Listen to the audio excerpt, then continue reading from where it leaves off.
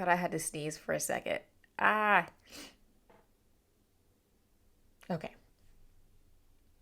Hi, my name is Alana. Welcome to my YouTube channel. And on this channel, we review books. And today's review, as you can tell by the title, stuff is falling. Sorrow and Bliss by Meg Mason. All right, one-handed.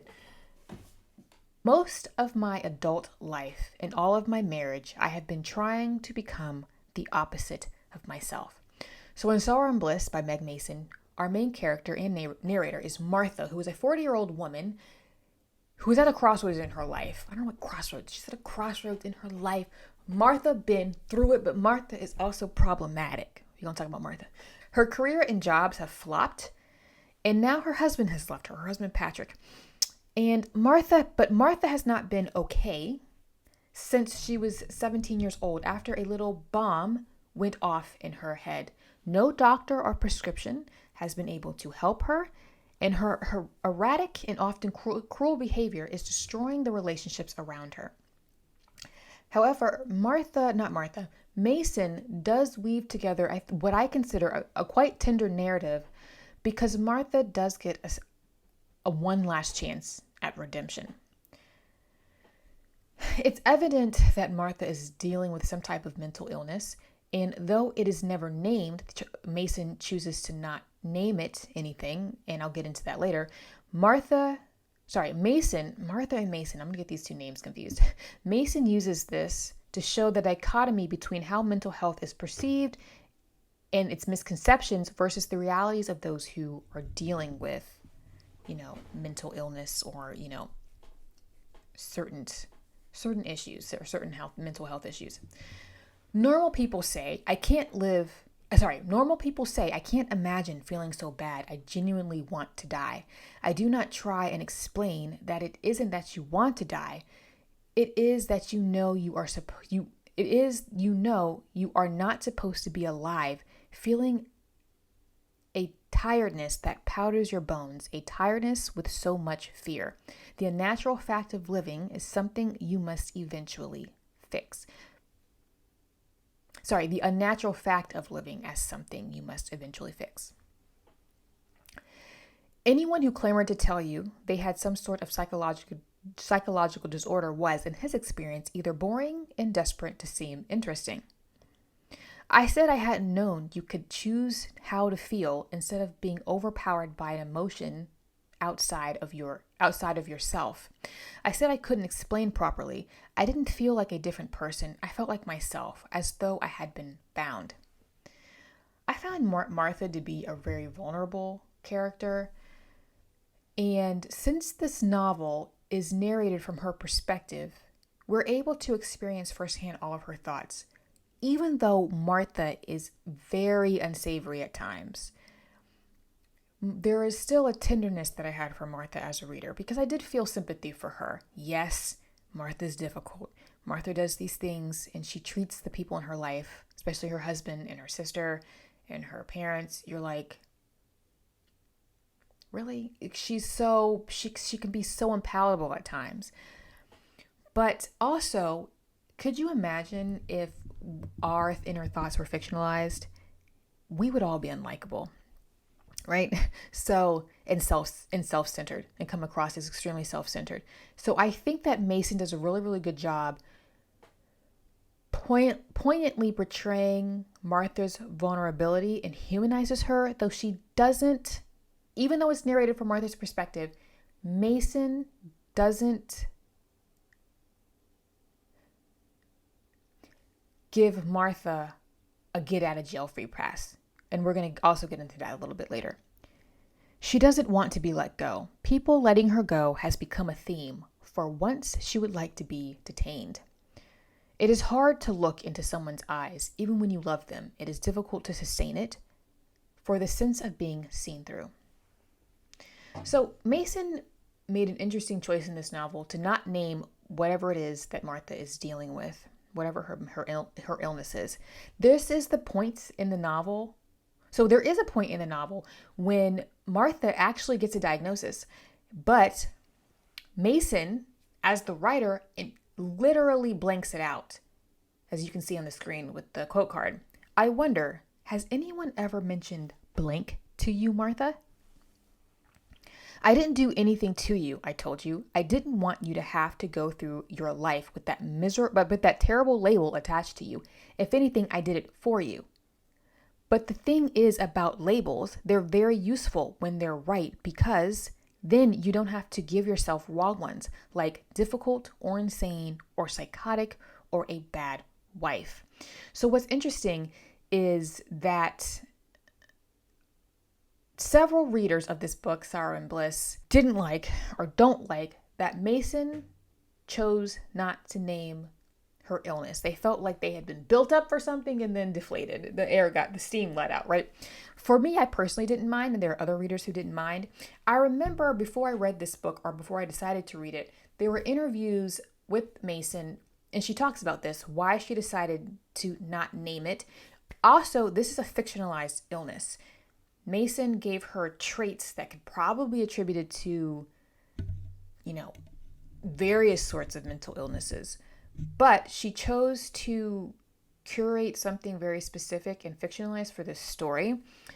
I think one of the main reasons, and I know one reason that the author explained why she did this is because it's really difficult to portray mental illness. Let's say, I'm going to throw schizophrenia out there.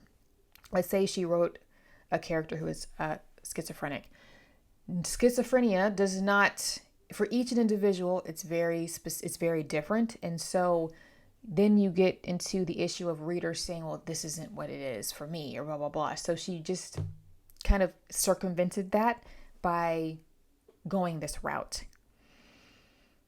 I'm paraphrasing a lot here. If you look at any podcasts or interviews on YouTube with the author, she does talk about this. But that's the essence of it. I think I don't agree or disagree with the author. She made a creative choice, and for me, it didn't detract or add to the novel. It just was.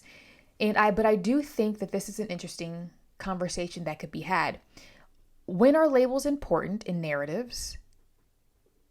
Are they important all of the time? Are they important some of the time? And as readers, or just people in general, we like things to be definitive, especially when you've been wondering, okay, what is it? What is it? We don't like areas of gray. So when is it appropriate for an author to blatantly spell something out? Or in other circumstances, why do we want an author to be more subtle? So I don't have an answer to that. I think it just depends on the narrative, but I would be curious to know, anybody who's read this book, what you think in the comments below. So as challenging as a character as Martha is in this narrative, Mason, again, does not let Martha get away with it. Yes, Martha's life has not been easy, and as a reader, again, I sympathize with her, despite her cruelty, especially to Patrick. She is the worst to her husband, Patrick. Patrick is a saint. Patrick is my favorite character of this whole novel.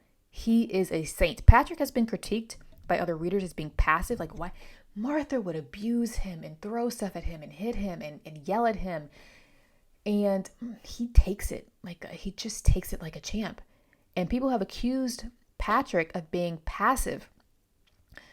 But to me, Patrick isn't passive. He just knows how to handle her or deal with her, because Martha has one of those personalities. If you fight back, she's going to explode even more. So he chose his battles. Yeah, I like how Mason puts these characters around Martha to eventually show her that Martha does need some tough love. Despite what Martha is dealing with her illness, Martha still has a choice to take accountability for her own actions and how she's chosen to treat other people. Diagnosis or not, illness or not, that doesn't give Martha an excuse to just be flat out mean to the people who love her most. I'm not saying you haven't suffered, Martha. I am saying grow up. You're not the only one. I was the victim, and victims, of course, are allowed to behave however they like. Nobody can be held to account as long as they are suffering, and I made you my unassailable excuse for not growing up. Sorrow and Bliss surprised me. So for the first half of the book, I felt a little meh about it. It took me a while to settle into the narrative. And to be honest, rating-wise, it was a solid 3 for me. for the majority of the book. Though it is well written, there was a point where it wasn't until the halfway point where I felt like it was compulsive for me. And that was the point halfway through where I then wanted to just keep reading. Also, the end of the book, I'm talking the last 60 pages or so, specifically for me, and exactly page 278 of my edition, I was completely sold. Martha's relationship with her mother is rocky, and it's evident that it's been rocky since childhood. And Mason does something with this relationship that is so tender and so touching, it made the whole book for me. Again, this is also a redemption story, not just for Martha, but within her family. And I think Mason nailed it. The end made the whole book for me. Also, Patrick has so much grace for Martha. And in the end, the way that Mason deals with this rocky marriage between Patrick and Martha, to me, was just chef's kiss. It was so good. And there are easier routes that Mason could have had Patrick take, but Patrick just MVP. So I think that Mason does a really good job tackling a lot of these difficult complex topics and complex relationships, because it is hard to leave the people in your life. It really is, especially your family. Family dynamics and marriage dynamics are very, very complicated, and most people just can't get up and walk away.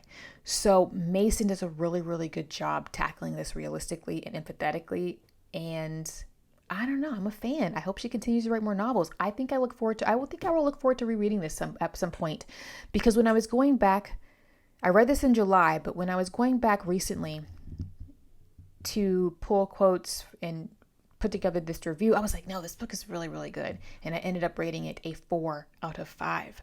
So, have you read Sorrow and Bliss by Meg Mason?